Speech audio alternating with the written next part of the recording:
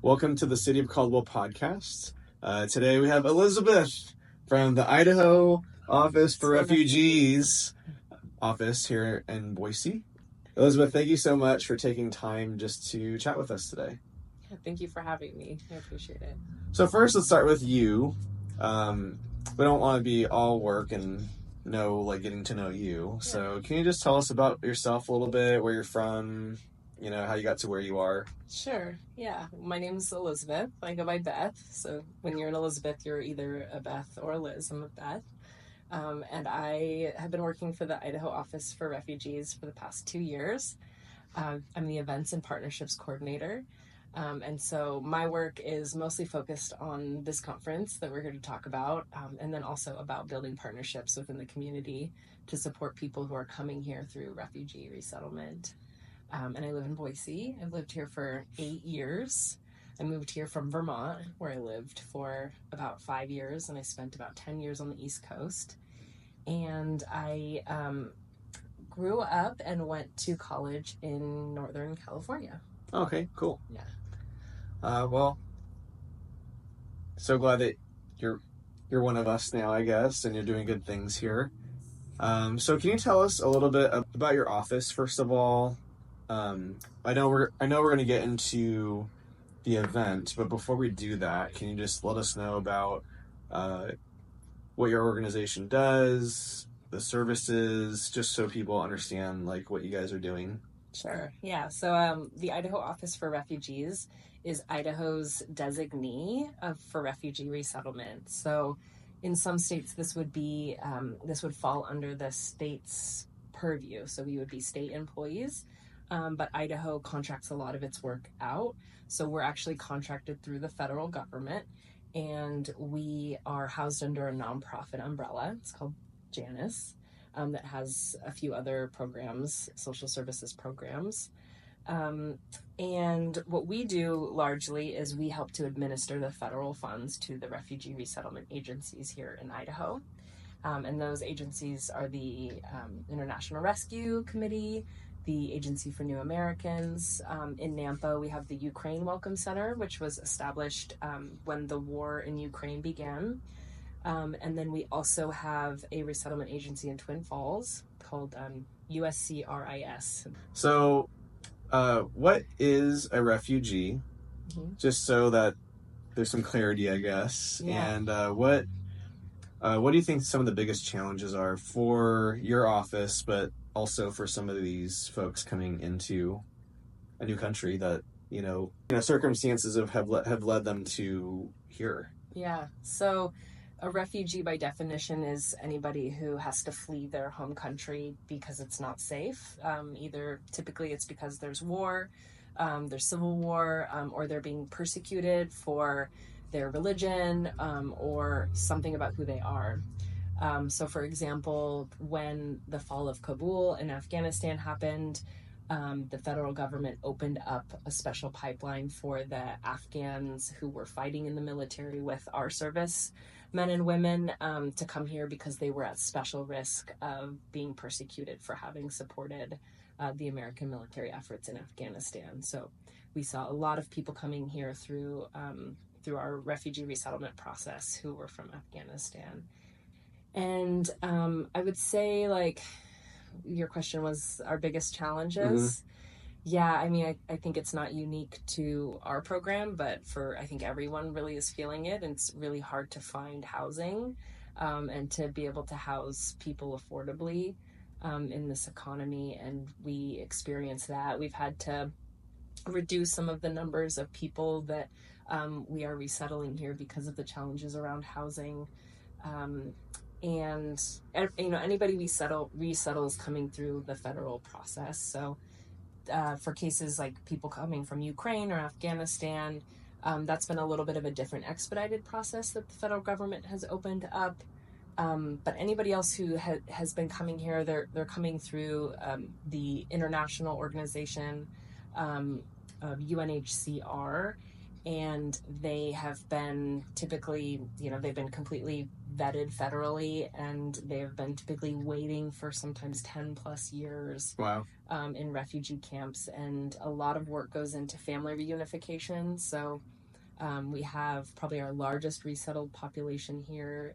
Every year continues to be from the Democratic Republic of Congo, a place that has suffered from a lot of has had a lot of internally displaced people, people that have had to move from there and are living in refugee camps and have been waiting to rebuild their lives, and have found their way to Idaho. So what's the typical process look like? So something happens in a country, somebody has to flee. So you kind of mentioned a little bit about it, but can you just enlighten me and other people who are kind of newer to the game, I guess, on how this all works? Yeah, I wish I could tell you, but I'm on the community side of things, so I'm much more in tune with what happens once people get here, than the federal process. And kind of like we've seen with Afghanistan and Ukraine, there isn't really a typical, the government can do what it wants, and has been shown to do and create special circumstances for people, especially under these times. So it's really up to the federal government, on who they let in, how many people they let in. The presidential office, the executive office, sets the determination for how the goal of how many people it would like to resettle and from which continents they would like to resettle, for any given year. And we never come close to meeting that goal because we don't quite have the capacity to do it. It's more aspirational. But Idaho is the third per capita state of resettlement. So we're low in numbers, about a little less than 1,000 people per year, I would say we resettle through the programs. But it's big compared to our population. So how about on this side of the community? What does that look like? So you can help somebody out. What happens? Yeah, they come here. They come through a resettlement agency. So one of those 4 resettlement agencies I mentioned will meet people at the airport. We'll help set them up with some temporary housing. If we can get them into permanent housing right away, that's great. That is harder to do now with the way that housing costs have been going. And then they get a period of time of case management. So there's a lot of requirements for them when they're coming here. They have to take English language classes. They have to get employment within a certain amount of time. The children have to be enrolled in school. And there's a bunch of service programs that kind of wrap around to support them in those processes. Now, earlier, you mentioned you work directly with transportation. Yeah. Helping some of these folks get around. Yeah. So what does that look like? Yeah, that's a challenge. I think we're all kind of aware that we're a very car-centric culture here. You kind of need to have a car to have full mobility here. And so that can be a challenge for people who are, learning the language, and learning everything else. So we work really closely with Valley Regional Transit, and we're working with them to train people on how to use the bus. We work really closely with Boise Bicycle Project, trying to get people bikes. And then we also, we see that there are people are typically coming here to be reunified with somebody, or because, like, especially in the Ukraine cases, they know somebody that's lives here. So they always have to have some sort of support, and those people, along with volunteers, will help to support and drive people, get people where they need to go, until they can, pass a driving test and afford to purchase a car. Wow, that seems like I couldn't imagine going to another country and then learning the language, the driving laws, the signs, like all that. That seems kind of a lot to download, I think. On top of all the other, factors emotionally and, being reunited with the family and how did I get here, kind of thing. Holy cow. Yeah, I really appreciate you being able to put yourself in their shoes, because I agree, just the challenge once somebody gets here is it's big and hard. So it's almost like you're forced to drink out of a fire hose, yes. Or something. Yeah. But one comment is just thank you for doing what you do and just kind of helping ease the process for some of these folks, because I feel like to me it's just kind of like it's really nice that somebody is there to notice and to help and to serve, and that your office is kind of there to help um, as a like a safe almost like a safety net, but you guys are like proactive about it is what it looks like. So Yeah, and I would say it's not really, I mean, it's our office is the administrators of like the federal funds, and we have some great programs like Global Gardens helps people that can farm community land and then sell those vegetables and start businesses. But there's an incredible network of people, and it's really the resettlement agencies that do all of that kind of on the ground work. And then we have a lot of partners from faith-based communities that have really stepped up. Like we have an organization called Glocal, and they do things like baby showers for new oh, that's mothers. nice. Yeah. Yeah, and cultural orientations, and they're like the people who will come in and support in those ways that are really needed. So we're also really grateful for. We have a lot of support from the Church of Latter-day Saints as well for our faith-based partners. Cool. Before we get into the event, what are some misconceptions about refugees? And can you just kind of educate us on the proper response, I guess? Yeah. I think like anybody who is receiving social services or any sort of like federal benefit, which they do receive cash assistance. Of course, it's very minimal. It doesn't, begin to cover living costs. But there can be a stigma that, people don't want to work or they're lazy, or all of these things that can come with it, or that they're kind of like taking more than they're giving. And I think one study that came out that I really liked showed how much people who have been resettled here give back in income tax over the years, and it's in the billions. So what we see is that people come here, they establish employment, they start businesses, and they begin contributing to the economy, and they actually end up giving back economically way more than they take out.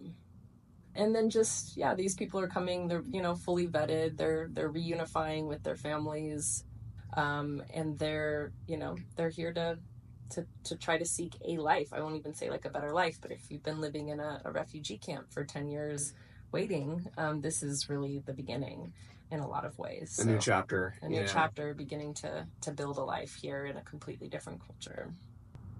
Thanks for enlightening us on that. So let's get into your event that's happening.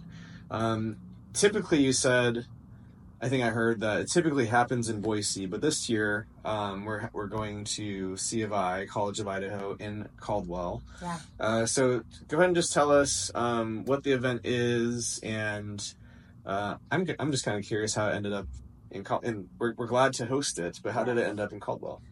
Yeah, so this is our 16th annual conference. It was previously the Idaho Conference on Refugees, and we held that at Boise State traditionally for the past 15 years. And last year we hit a point where we maxed out space and what we were able to get at Boise State. So we had to turn people away. And so I started to look around and see where else could we take this so that we could include more people in it as our community grows. And I had been to an event at the College of Idaho, and I really liked the space, and I knew that they had more capacity. They were great to work with, really easy to work with. And they also have a large international student population. So the idea of resettlement works really well with their college mission. And that's how the move happened. Cool. Yeah. Well, tell us about your conference as far as what is your hope that people will get when after the conference is all said and done, when somebody leaves, you hope that they leave with what? Yeah. So, I mean, I hope that they leave with a new friend. I would say that. When you go to these conferences, anybody who's been to any conference knows that it always is the people that you meet, maybe the food also that you eat, but the people that you meet there that stick with you. And so I say friend, but also maybe like a community contact, like somebody and now have a relationship with that you can call And likely, I say one, but likely you're going to come out of something like this with many.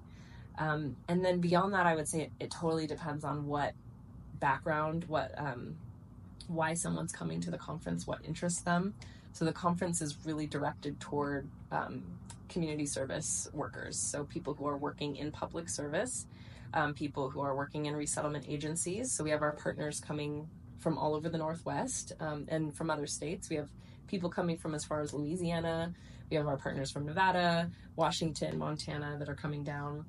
And so we also have a whole program that's geared toward people who are working in the healthcare field.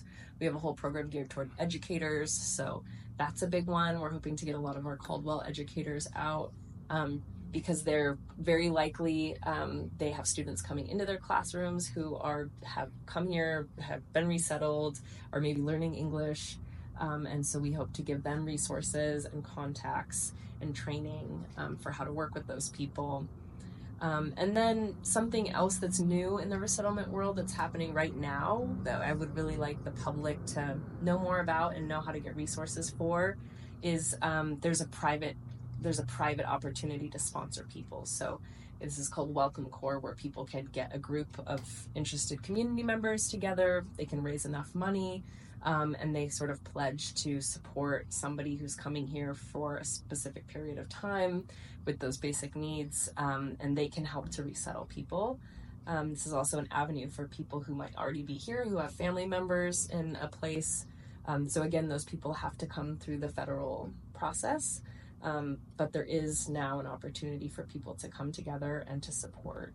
And I know for a lot of people who are interested in like philanthropy, this is attractive to them. Like people, rather than donating to an organization, they would really want to be more directly involved in helping people. And there's a huge need. There's a ton of people. Like we resettle, it's just a drop in the bucket for the refugee crises around the world. So we'll have our federal partners there who can give all the information about those programs as well. So it really depends on what your background is and what your interest is. Right. Tell us a little bit more of the details of the conference. Why don't you just tell us when it is? You have a whole host of speakers and presenters, but maybe if there's like a couple that you would want to highlight that, they're all important and we love all of them, right? But maybe there's a couple that you would like to touch on and why people should be motivated to come and hear them speak. Yeah, so October 17th and 18th, it's a Thursday and a Friday. The Thursday will be really workshop heavy, so really geared towards service workers and people who are working directly with people from refugee backgrounds. And there is an option to come just on Friday, and Friday is going to be when our keynote will be speaking. Her name is Stephanie Fu, and she wrote a New York Times bestselling memoir called What My Bones Know. And that is a memoir of healing from something called complex post-traumatic stress disorder. This is something that you see in people who have suffered early childhood abuse, chronic childhood abuse, war, genocide, and repeated displacement. She brings the perspective of somebody who came from as a child of immigrants and whose grandparents escaped the Malaysian genocide. So she'll be talking about kind of her journey through healing from a cultural perspective. We're really excited to have her. And then we'll also have panels that same day on some key issues, some key topics. So we'll have all of our immigration specialists doing a panel talking specifically about immigration. We'll have our HUD, our Housing and Urban Development federal partners there talking about HUD programming. We'll have some of our program providers talking about how to create and design empowering programs. We'll have an employment panel, so for people who are already employing refugees or interested in employing people from refugee backgrounds. Okay. They can come and learn and make contacts there. So yeah, again, really depends. There'll also be music and food. Great. Well, thank you so much for putting that on. And wow, 16 years, that's it's quite the accomplishment to keep something like that going for so long. And sounds like it's healthy and it's in demand. So happy that Caldwell could be a part of that. Is there anything else that you wanted to plug or bring awareness to, I guess, at this point? Yeah, I guess the one thing I didn't say is this is a great opportunity for like college students to come, or anybody working at the higher education level as well. We'll have some ways that colleges can partner also to sponsor students and support students. And then, yeah, just the general public, we would love to come. We have continuing education credits for social workers available. We have a professional development credit through Boise State for K through 12 educators, and then counseling credits as well. So yeah, come, and it's pretty cheap. $150, 2 days, $75 for Friday only. So especially if you're coming to get credits, it's a great way to do that, to make connections, to network, and yeah, just to hear some really great programming and be a part of the community. Cool. Sounds like a good time. And well, thank you so much for just enlightening us and just making us aware of what a refugee is, your organization, your conference that's coming up, and we'll hope to see you there and have some fun with you guys. Thank you. Cool. Thank you so much.